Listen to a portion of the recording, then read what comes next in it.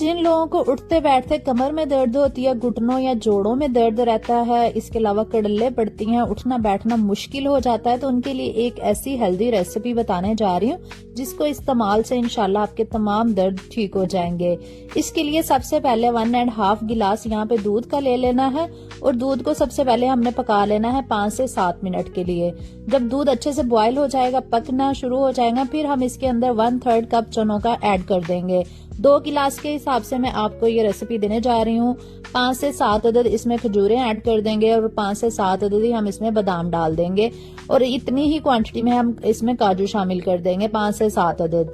इन सारी चीजों को डालने के बाद हमने इसको अच्छी तरह से पका लेना है 10 मिनट के लिए लो फ्लेम पे, और उसके बाद हमने भुगो के ना इसको रख देना है आधे घंटे के लिए, और उसके बाद हम इसको ब्लेंड करेंगे। उतनी देर में आपसे रिक्वेस्ट है कि वीडियो अच्छी लग रही तो लाइक कर दिया करें, कमेंट में अपनी राय का इजहार जरूर किया करें, और अगर अभी तक फॉलो नहीं किया तो जल्दी से फॉलो भी कर लिया करें। अच्छा, आधे घंटे के बाद हमने इसको ब्लेंड कर लेना है अच्छी तरह से, और आधा गिलास मैंने मजीद दूध का शामिल कर दिया। 2 चम्मच मैंने इसमें हनी भी ऐड किया है। आप चाहें तो चीनी का इस्तेमाल भी कर सकते हैं, क्योंकि हम हेल्दी रेसिपी बना रहे हैं इसलिए मैंने इसमें चीनी का यूज नहीं किया।